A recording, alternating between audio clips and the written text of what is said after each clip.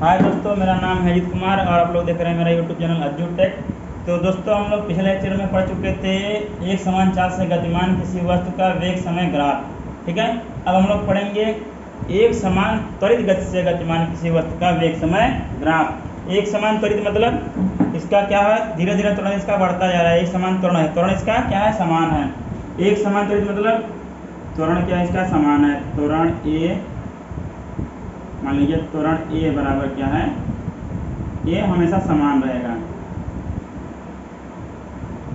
यह त्वरण क्या है, समान है। ठीक है, त्वरण ए समान है मतलब एक समान त्वरित गति से गतिमान किसी वस्तु का वेग समय ग्राफ मतलब त्वरण ए क्या है, एक समान है मतलब कांस्टेंट है, मतलब बढ़ नहीं रहा त्वरण। जितना त्वरण हम लगा दिए हैं उतना लगा ही दिए हैं।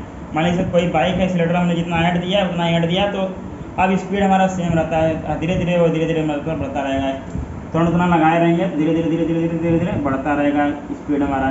देखते हैं हम लोग बाइक में लगा देते हैं, मतलब जैसे बाइक हमको उठाना होता है, चलाना होता है, गियर लगाते हैं। गियर लगाने के बाद क्या करते हैं, एक्सीलरेटर ले लेते हैं, उतने पे ही धीरे धीरे क्या होती है, बाइक स्पीड बढ़ती जाती है, बढ़ती जाती है, बढ़ती है, ग्रेजुअली बढ़ती है, तेजी अचानक नहीं बढ़ती है, झटके में नहीं, अचानक से बढ़ती है, मतलब धीरे धीरे धीरे धीरे बढ़ती है, ग्रेजुअली बढ़ती है। उसी प्रकार देखेंगे जब एक समान गति से चल रही है तो उसका वेग समय ग्राफ क्या होगा, ये होगा। ठीक है, इसी प्रकार होगा। जैसे हम लोग दूरी एक समान चाल से गतिमान किसी वस्तु का दूरी समय ग्राफ देखे थे कि जो वेग दूरी था वो समय के समानुपाती था। इसमें क्या होगा, वेग जो है समय के समानुपाती होगा। इसमें क्या होगा, इसमें वेग समय के समानुपाती होगा। ठीक है, कभी कभी ये क्वेश्चन आप लोगों से पूछेगा, वेग समय के समानुपाती होगा।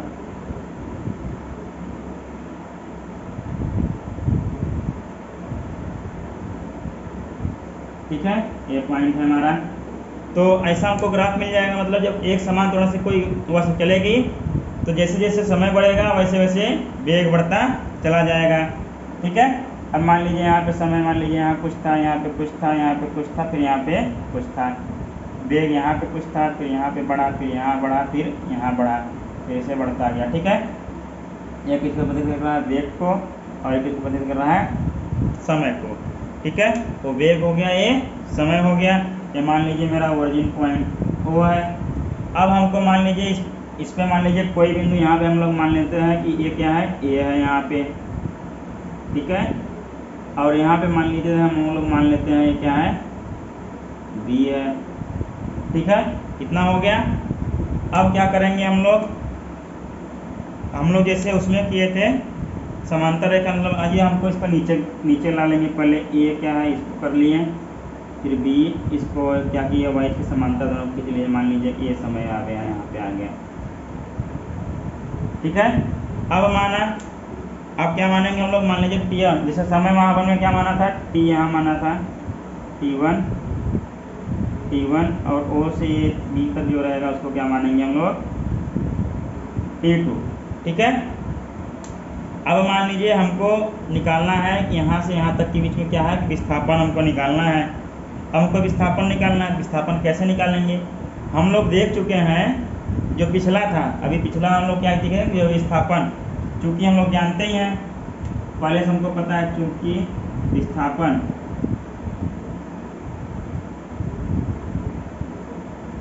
इक्वल टू हम लोग जानते हैं वेग इनटू समय।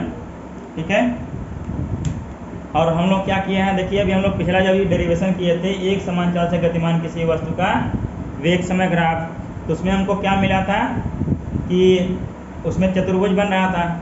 ठीक है, तो उसमें हम लोग को क्या मिला था, जो इसके वेग समय ग्राफ जो बन रहा है उसके नीचे का जितना क्षेत्रफल था, एक अक्ष पे हम लोग उसको समांतर खींचे जो लाए, तो मतलब उसके नीचे जितना भी क्षेत्रफल हमको प्राप्त हुआ था वही हमारा विस्थापन हुआ था। ठीक है, इसको मान लीजिए इतना हो गया। अब देखिए क्या होगा, इसमें भी वही हो जाएगा, वेग समय ग्राफ का इसका क्षेत्रफल हो जाएगा। ये क्या है, देखिए समलंब चतुर्भुज बन रहा है। चतुर्भुज देखिए ए बी सी डी, इसमें देखिए समलंब चतुर्भुज कैसे होगा, ए भुजा समांतर है, ए भुजा समांतर है, दो भुजाएं समांतर हैं। जब दो भुजाएं समांतर होती हैं और उसके बाद वो जाके कहीं पे, मतलब जब दोनों समांतर भुजाओं के जो विपरीत रहते हैं, मतलब जो उससे सामने समलंब भुजा रहती है उसको जब आगे बढ़ाते हैं कहीं जाके काटती हैं, उसको क्या बोलते हैं हम लोग? समलंब चतुर्भुज बोलते हैं। देखिए इस समांतर, ये समांतर भुजा है ए सी और बी डी। देखिए ए सी समांतर है बी डी के, ठीक है, भुजा ए सी समांतर है बी डी के, तथा ए बी मतलब बी ए कह लीजिए, बी ए बोल लीजिए आप, बी ए और डी सी। तो जब हम आगे बढ़ाते हैं तो पहले ओ पॉइंट पे काट रहे हैं, कट कर रहे हैं, तो ये क्या है? समलंब चतुर्भुज है। तो क्या हम, चूंकि हम लोग जानते हैं, चूंकि आगे लिख देते हैं पहले, चूंकि ए बी सी डी एक समलंब चतुर्भुज है, समलंब ए बी सी डी एक क्या है? समलंब चतुर्भुज है, ठीक है। इसलिए चूंकि हम लोग जानते हैं, चूंकि समलंब चतुर्भुज का क्षेत्रफल, समलंब चतुर्भुज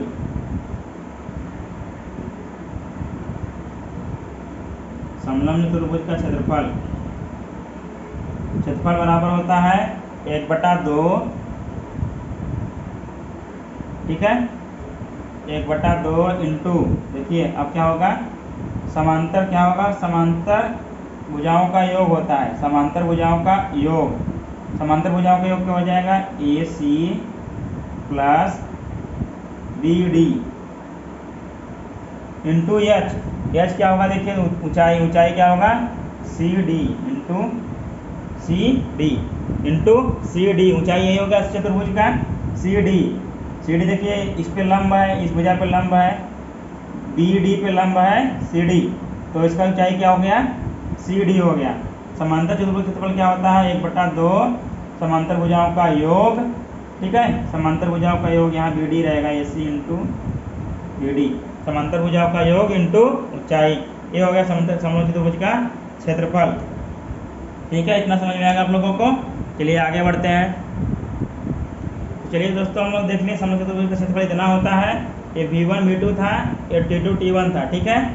तो विस्थापन बराबर हम लोग क्या करेंगे? विस्थापन बराबर हमको पता है वेग गुणित समय, लेकिन हम लोग पिछले भी डेरिवेशन में ज्ञात कर लिए हैं कि जो ए बी से नीचे जो हम लोग इस पे मतलब इस पे लंब डालेंगे, ए बी से बिंदु ए और बिंदु बी से जो समय पर हम लोग, समय वाला जो ग्राफ अच्छा है उस पर हम लोग एक्सेस पे जो लंब डालेंगे, उनके बीच तो जो क्षेत्रफल पूरा घिरा रहेगा, जो क्षेत्रफल प्राप्त होगा वो घिरा रहेगा ए बी सी डी, वही क्या होगा?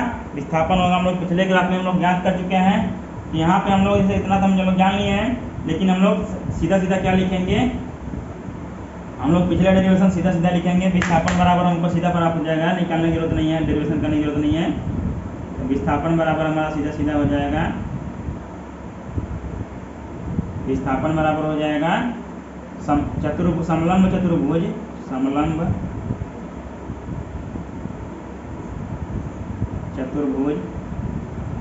चतुर्भुज का क्षेत्रफल, इतना हमारा विस्थापन बराबर सीधा आ जाएगा। हम लोग पिछले में डेरिवेशन कर चुके हैं, इसलिए डेरिवेशन नहीं करेंगे। हमने आपको फार्मूला बता दिया है, उस फार्मूले को रख के आप लोग हल करेंगे। समलंब चतुर्भुज का क्षेत्रफल तो पहले से आपको पता है, इतना आ ही गया है। तो आपको कभी क्वेश्चन आपको देगा अगर एक समान त्वरित गति से, तो समलंब चतुर्भुज का क्षेत्रफल आप लोग फार्मूला लगाएंगे। फार्मूला हम लोग लिख के आपको बता दिया हमने, और फार्मूला लगाएंगे सीधा आप लोगों को आंसर मिलेगा, ठीक है। इतना समझ में आ गया आप लोगों को। चलिए आगे बढ़ते हैं। तो चलिए दोस्तों हम लोग आगे बढ़ते हैं। मान लीजिए कोई असमान त्वरित गति से गतिमान किसी वस्तु का वेग समय ग्राफ, मतलब जो त्वरण है, इसका त्वरण, जिसका त्वरण है बार बार चेंज होता रहता है। त्वरण क्या करेगा? इसका वेरी करेगा, ठीक है, मतलब चेंज होता रहेगा, बदलता रहेगा, ठीक है। हम लोग हिंदी में लिख देते हैं बदलता रहेगा। त्वरण हमेशा क्या रहेगा? बदलता रहेगा इसका। तो हमको ग्राफ क्या मिलेगा? देखिए मान लीजिए वेग समय ग्राफ हम लोग दर्शाते हैं, ये बी हो गया, ये टी हो गया, ठीक है। अब इस मान लीजिए हम लोग दर्शाते हैं क्या होगा? मान लीजिए त्वरण अभी एक समान त्वरण रहा, इधर ऐसे गया, फिर त्वरण बढ़ गया, अचानक से ऐसे हो गया, फिर त्वरण घट गया, फिर बढ़ गया, फिर घट गया, फिर बढ़ गया, फिर घट गया, फिर बढ़ गया। ऐसे क्या होगा, जिग करता जाएगा। मान लीजिए यहाँ पे प्राप्त हुआ एक बिंदु, यहाँ पे त्वरण घटा, फिर यहाँ फिर त्वरण बढ़ा, फिर यहाँ घट गया त्वरण, तो वेग भी घट गया, फिर यहाँ त्वरण बढ़ गया, फिर यहाँ घट गया, फिर यहाँ देखिए यहाँ से बढ़ गया। इसमें देखिए क्या है, ये समय जैसे जैसे बदल रहा है, देखिए समय बदल रहा है, वेग भी चेंज होता रहा है, क्योंकि त्वरण में क्या हुआ, त्वरण में बदलाव हो रहा है। त्वरण हम लोग क्या करते हैं, कभी बाइक एक्सीलेटर छोड़ रहे हैं, कभी क्या करते हैं, जब बाइक एक्सीलेटर लेते हैं स्पीड बढ़ जाती है, जैसे बाइक एक्सीलेटर फिर छोड़ते हैं स्पीड घट जाती है, फिर एक्सीलेटर लेते हैं फिर बढ़ जाती है, फिर छोड़ते हैं फिर घट जाती है, फिर लेते हैं फिर बढ़ जाती है, फिर छोड़ते हैं फिर घट जाती है। तो वही यहाँ पे दिखाया गया, जो बाइक का समझ लिए कार का कोई मोशन है, ये कार या बाइक का, जैसे एक्सीलेटर लिए यहाँ पहुँचा, फिर एक्सीलेटर और लिए तो यहाँ पहुँचा, फिर छोड़ दिए एक्सीलेटर, कुछ मान लीजिए ब्रेकर वगैरह आया, फिर एक्सीलेटर छोड़ दिए यहाँ पहुँच गया, फिर एक्सीलेटर लिए फिर यहाँ वेग पहुँच गया, फिर एक्सीलेटर छोड़ दिए वेग कम हो गया, हमारा स्पीड कम हो गया, फिर एक्सीलेटर लिए हमारा स्पीड फिर से बढ़ गया, फिर एक्सीलेटर कम कर दिए फिर स्पीड घट गया, फिर एक्सीलेटर और स्पीड बढ़ गया हमारा। ऐसा समझ रहे बाइक का, जो हम लोग बाइक चलाते हैं कार चलाते हैं, ऐसे ऐसे करते हैं हम लोग। तो वेग समय ग्राफ का ज्ञात करेंगे तो यही ज्ञात होगा, ऐसे ज्ञात होगा। ठीक है, समझ गए थे ना आप लोग। चलिए हम लोग आगे बढ़ते हैं। मान लीजिए दोस्तों, आप लोगों से कभी क्वेश्चन किया गया कि वेग समय ग्राफ में जो मापी गई नीचे का क्षेत्रफल होता है, जो हम लोग अभी ज्ञात किए थे, जो मापी गई नीचे का क्षेत्रफल होता है, वेग समय ग्राफ में जो मापी गई नीचे का क्षेत्रफल होता है वो किसको प्रदर्शित करता है। तो आप लोग क्या जवाब देंगे, विस्थापन को। इसके जो नीचे का क्षेत्रफल है, देखिए जो वेग समय ग्राफ है, इसको जो नीचे का क्षेत्रफल जो है, इसका जो क्षेत्रफल जो नापी जाती है उसको किसको प्रदर्शित करता है, वो विस्थापन को प्रदर्शित करता है, विस्थापन को प्रदर्शित करता है। ठीक है, आप लोगों से कभी क्वेश्चन पूछा जाएगा तो आप लोग जवाब दे देंगे। ठीक है, हमने पढ़ाया तो आप लोग जवाब दे दीजिएगा। दोस्तों हम लोग पढ़ेंगे गति के समीकरण। गति के समीकरण में क्या होता है, गति के समीकरण तीन होते हैं। पहला गति का समीकरण, दूसरा गति का समीकरण, तीसरा गति का समीकरण। पहला होता है दोस्तों v equal to u plus a t. ठीक है, ये पहला समीकरण है। ठीक है, दूसरा समीकरण होता है दोस्तों s equal to u t plus half a t square. ठीक है, ये दूसरा गति का समीकरण होता है। तीसरा होता है v square equal to u square plus 2a s, ये तीसरा गति का समीकरण होता है। ठीक है, इतना समीकरण होता है, तीनों समीकरण होता है, आप लोग पिछले कक्षा में पढ़ चुके होंगे। अभी आइए हम लोग क्या करते हैं, अब इसको हम लोग ज्ञात करते हैं क्या क्या है। u होता है प्रारंभिक वेग, जहाँ यहाँ लिख लेंगे, जहाँ u बराबर क्या है, प्रारंभिक वेग, v बराबर क्या है, अंतिम वेग, t बराबर क्या है, समय। ठीक है, और a बराबर क्या है, यह त्वरण, और अपना यश बराबर क्या है, इसको बोल सकते हैं दूरी। ठीक है, दूरी या विस्थापन जो भी उस समय रहेगा उसमें लिखेंगे। ठीक है, यश है और सूरत ए है, यू प्रारंभिक वेग, बी हो गया अंतिम वेग, टी हो गया समय, ए हो गया त्वरण, यश जो है वस्तु द्वारा तय की गई दूरी है। समीकरण हमने तीनों देख लिया। समीकरण हम लोग इसलिए लिखे हैं अभी क्योंकि हमको इसको रेखीय विधि से, रेखीय ग्राफ विधि द्वारा क्या करना है, हमको इसको तीनों समीकरण को ज्ञात करना सीखेंगे हम लोग। ठीक है, चलिए आगे बढ़ते हैं, समीकरण को ज्ञात करते हैं रेखीय ग्राफ विधि द्वारा। ठीक है, चलिए आगे बढ़ते हैं।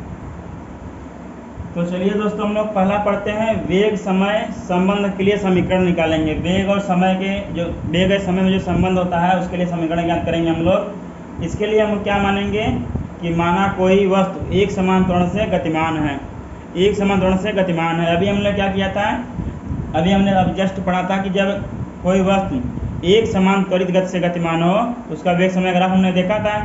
तो हमने उसका वेग क्या होता था, एक सरल रेखा होती थी। ठीक है, तो हमने यहाँ भी देखते हैं हम लोग उसी तरह से, देखिए। ठीक है, ये वेग को प्रदर्शित कर रहा है, वेग v, मतलब वेग को प्रदर्शित कर रहा है, वेग लिखेंगे, अभी v नहीं लिखेंगे, इसमें v मानेंगे हम लोग। वेग हो गया, ये क्या हो गया, समय हो गया। ठीक है, तो हम लोग मान लीजिए कि ये O पॉइंट हमने मान लिया इसको O, और यहाँ पे मान लीजिए हमको, मान लीजिए किसी वस्तु का एक पॉइंट दे दिए हम लोग A। यहाँ पे मान लीजिए क्या हो गया, इसका वेग क्या था, यहाँ पे O से तो U था। ठीक है, O पे 0 था, O से ये तक जाने में इसका A पे क्या हो गया, इसका वेग U हो गया। अब क्या हुआ, मान लीजिए इसने समय t लिया, समय t लिया, t समय में इसका एक समान वेग से एक समान बढ़ेगा वेग, इसका एक समान गति से बढ़ेगा, इसका वेग धीरे धीरे मतलब ग्रेजुअली बढ़ेगा, ठीक है। ये सीधी रेखा होनी चाहिए। अब देखिए मान लीजिए O से पहुंच गया ये B पे, यहाँ पे, ठीक है, ये B पे पहुंच गया। जब B पे पहुंच गया ये, यहाँ O से B पहुंचा, B पे पहुंच गया तो इसके मान लीजिए इसमें क्या लिया, इसने समय t लिया, तो B से क्या करेंगे, समय t लिया है तो B से हमने लंब डाला x अक्ष पे, ठीक है। अब मान लीजिए हमने ये B इसको C दे दिया, ठीक है, C दे दिया, ये O है, A हो गया, B हो गया, C हो गया। अब मान लीजिए हमने देखिए यहाँ से अब ये प्रदर्शित करेगा BC के प्रदर्शित करेगा जैसे OA बराबर क्या होगा, U हो गया यहाँ। इसी प्रकार देखिए BC के प्रदर्शित करेगा इसको, BC प्रदर्शित करेगा इसको, मान लीजिए वेग मान लीजिए B बिंदु पे B मान लीजिए इसको B, यहाँ से हमने डाल दिए यहाँ पे, इस पे भी लंब डाल लिए, ये मान लीजिए हमने E मान लिया, E मान लिया हमने इसको, मतलब O से E, ये क्या हो गया, देखिए पहले A बिंदु पे क्या था, समय 0 था, समय 0 था, तो वेग था v था, t समय बदला, t समय लिया, वेग क्या हो गया, v हो गया। b से क्या किया हमने, लंब डाल लिया x अक्ष पे और क्या डाल लिया y अक्ष पे, ठीक है। तो v हमारा क्या हो गया, v हमने इसका मान लिया v, O से लेके यहाँ तक हो गया हमारा v हो गया, ठीक है, v हो गया इतना, और क्या हो गया, क्या है u हो गया। अब देखिए आगे देखते हैं, आगे क्या कर सकते हैं, इसको हम लोग मिला सकते हैं यहाँ से लेके यहाँ तक, OE हो गया, यहाँ पे भी D नहीं नाम दिए थे, यहाँ D दे देते हैं D, ठीक है, D नाम दे दिए, O हो गया, D हो गया। अब देखिए अब हम लोग मिलान करेंगे, देखिए OE देखिए दोनों समांतर रेखा है, ये ऐसे जा रही है समांतर, तो OE बराबर किसके होगा, BC, हम लोग देख लेंगे OE बराबर किसके होगा, BC बराबर क्या होगा, D। अब देखिए OA बराबर हो गया CD के, OA बराबर हो गया किसके, CD, ये क्या है, U है, ठीक है। OA बराबर किसके हो गया, CD के। अब देखिए हमको मान लीजिए निकालना हुआ BD जो कि प्रदर्शित करेगा इतने समय में कितना चला यहाँ से लेके यहाँ तक, उसको प्रदर्शित करेगा। तो हमको मान लीजिए BD ज्ञात करना हो, BD निकालना, हमको OA पता है, ठीक है, और OE पता है, हमको मान लीजिए BD निकालना, हमको BD, हम लोग क्या करेंगे, BD बराबर क्या करेंगे, BC माइनस BC करना, किसी पे CD घटा देंगे, CD। अब देखिए हमको BD निकालना है, यहाँ पे BD निकालना है, BD निकाल रहे हैं, देखिए OA बराबर CD बराबर U है, OE बराबर BC बराबर B है, BC बराबर क्या है, B है। अब माइनस देखिए CD बराबर क्या है, U है। अब देखिए BD आ गया है, BD बराबर B माइनस U आ गया, BD माइनस U, उसके मान लीजिए समीकरण 1 दे लेते हैं हम लोग। इतना समझ गए आप लोग अभी तक, ठीक है। चलिए आगे बढ़ते हैं। तो आइए दोस्तों हम लोग आगे बढ़ते हैं, देखते हैं हमने तो क्या निकाल लिया, BD निकाल लिया। BD क्यों निकाला, देखिए BD क्यों निकाला है, अभी हमारा जो BC था, मान लीजिए BC था, वो वेग V को प्रदर्शित कर रहा था, और वेग जो ये CD था वो U को प्रदर्शित कर रहा था, प्रारंभिक वेग को या अंतिम वेग को। अब हमको वेग में परिवर्तन निकालना था, वेग में परिवर्तन निकालने के लिए क्या करेंगे, देखिए जब हम पूरे वेग में से इस वेग को घटाएंगे तभी हमारा वेग में परिवर्तन निकलेगा, ठीक है। जब पूरे वेग में से BC में से जब हम लोग CD को घटा देंगे तभी हमारा क्या निकलेगा, वेग में परिवर्तन क्या निकलेगा, BD। क्योंकि देखिए पूरा BC पूरा क्या है, पूरा BC मतलब पूरा OE V है, पूरा OA है U। हमको वेग में परिवर्तन निकालना है, वेग में परिवर्तन मान लीजिए AE बोल लीजिए, या तो BD या DB बोल लीजिए, इसको निकालना है तो उसको हमको क्या करना पड़ेगा, BC में से CD को घटाना पड़ेगा। तो हम लोग BD निकालने के लिए कर लिए, तो हमारा क्या प्राप्त हुआ, BD जो है वेग में परिवर्तन है, वेग में परिवर्तन प्राप्त हुआ हमको, वेग में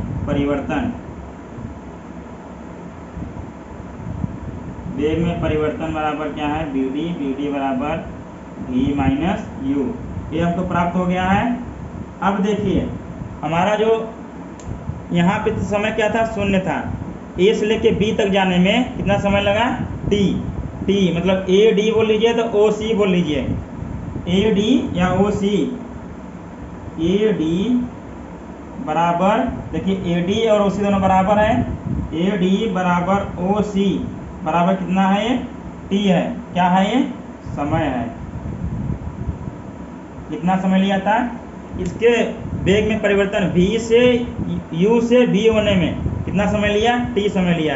पहले वेग u था, u से v तक होने में कितना समय लिया था, देखिए u से v तक होने में कितना समय लिया, t समय लिया। u से v तक होने में कितना समय लिया, t समय लिया। अब हम लोगों को पता है त्वरण बराबर क्या होता है, क्योंकि हम जानते हैं त्वरण बराबर क्या होता है, वेग में परिवर्तन बटा क्या होता है, समय। उसी से हम लोग ज्ञात करेंगे। अब चूंकि हम लोग जानते हैं वेग में परिवर्तन, चूंकि त्वरण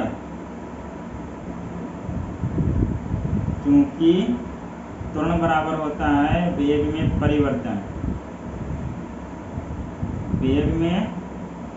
परिवर्तन बटा समय। ठीक है दोस्तों, देखिए वेग में परिवर्तन क्या था, हमारा बी डी था। अभी हमने बोला था बी डी। हमारा समय क्या था, देखिए समय ए डी लिख लीजिए, तो ओ सी लिख लिया हमने, ए डी लिख लिया। ठीक है, ए डी। अब देखिए हमारा बी डी, ए त्वरण क्या था, त्वरण को ए मान लेंगे, त्वरण ए है। ठीक है, माना त्वरण ए है, वहाँ पे शुरू में मान लेना था हमको, माना त्वरण ए है। ये समान त्वरण लग रहा था, उसको हम लोग क्या था, समान त्वरित गति से किए थे, माना त्वरण ए है। ठीक है, ये माना त्वरण ए है। ए बराबर क्या हो जाएगा, देखिए बी डी का मान हमको प्राप्त हुआ था b माइनस यू, और t क्या था, हमने माना था t। ये हो गया a, यहाँ पे मतलब इतना हो गया, इसलिए अब देखिए t को इधर लाएंगे, यहाँ भाग है तो यहाँ गुणा हो जाएगा, इसलिए a इंटू टी बराबर क्या हो जाएगा, v माइनस यू।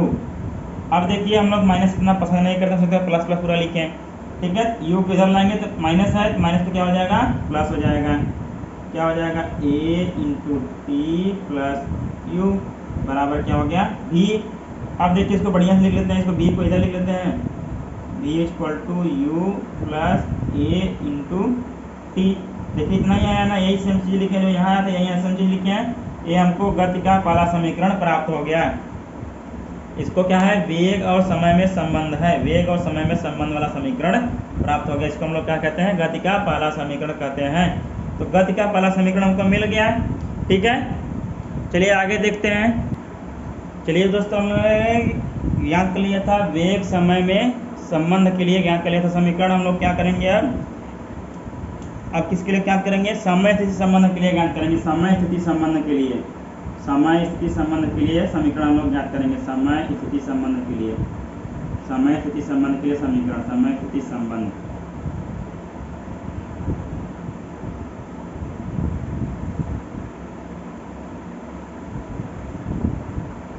ठीक है, ये दूसरा समीकरण हम लोग ज्ञात कर रहे हैं। ठीक है, अब हमने मान लीजिए जब वस्तु ए से बी तक गई तो उसने क्या किया, माना वस्तु t समय में यह दूरी तय करता है। माना वस्तु t समय में यह दूरी तय करता है, यस। ठीक है, यह दूरी तय करता है।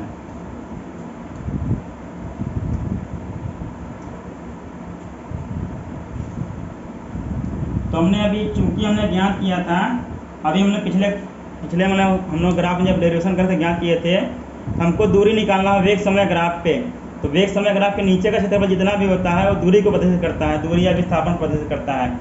ये क्षेत्रफल होगा तब ए बी सी ओ, ये क्या करेगा, दूरी को प्रदर्शित करेगा। अब देखिए एक समलंब चतुर्भुज है, ये देखिए एक भुजा है, इसमें समांतर है, और दूसरे के बाद आगे जाके काट देंगी। एक समलंब चतुर्भुज है। अब देखिए क्या होगा, समलंब चतुर्भुज दूरी यस बराबर, यहाँ हम लोग पहले ज्ञात कर चुके हैं। ठीक है, हमको पता हो गया, इसलिए समलंब चतुर्भुज समलंब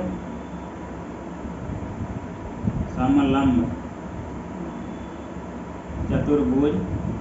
ठीक है, समलंब चतुर्भुज इसका हो जाएगा क्षेत्रफल ए A B C O, A B C ओ, ठीक है, A B C O, A B C ओ का क्षेत्रफल। ठीक है, इतना समझ में आ गया आप लोगों को। अब दूरी यस, यस बराबर हम लोग और लिख सकते हैं क्या, देखिए, या तो हम लिख सकते हैं चतुर्भुज आयत, आयत बन रहा है देखिए, आयत ओ ए डी सी, आयत ओ ए डी सी प्लस त्रिभुज ए बी डी बन रहा है। दोनों अलग अलग भी कर सकते हैं, या तो हम लोग लिख सकते हैं इसको समोच्च चतुर्भुज का क्षेत्रफल ओ ए बी का क्षेत्रफल इतना हो जाएगा दूरी। अब इसको क्या लिख सकते हैं, देखते हैं, चतुर्भुज मतलब आयत, लिख देते हैं आयत, सीधा सीधा आयत, आयत इसके क्षेत्रफल के बराबर क्या हो जाएगा, आयत ओ ए डी सी, आयत ओ ए डी सी का क्षेत्रफल प्लस त्रिभुज ए बी डी का क्षेत्रफल, त्रिभुज ए बी डी का क्षेत्रफल। ठीक है, इतना समझ में आया आप लोगों को। अब देखिए आगे चलते हैं, हम लोग सीधा उससे भी कर सकते थे, लेकिन हम लोग ऐसे करें सीधा, थोड़ा आसानी और हो जाए, आसान हो जाए आप लोगों के लिए। अब देखिए आगे क्या करते हैं, आयत ओ ए डी सी का क्षेत्रफल, ओ ए डी सी का क्षेत्रफल क्या कर सकते हैं, लंबाई बड़ी चौड़ाई होती है, लिख लेते हैं O A into A D, A D लिख लीजिए या तो ओ सी लिख लीजिए, ठीक है, कोई भी लिख लीजिए, ओ A into A D plus त्रिभुज का क्षेत्रफल क्या होता है, 1/2 गुणित आधार होता है, आधार गुणित ऊंचाई होता है, आधार क्या हो जाएगा इसका, ए डी, ऊंचाई क्या हो जाएगा, बी डी, ऊंचाई क्या होगा त्रिभुज का, बी डी। कितना समझ में आएगा आप लोगों को।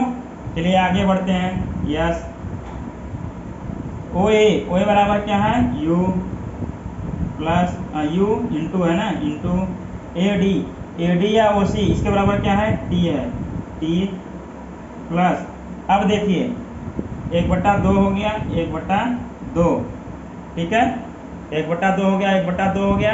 अब देखिए इसके बराबर क्या होगा, ए डी बराबर क्या हो जाएगा, टी इंटू बी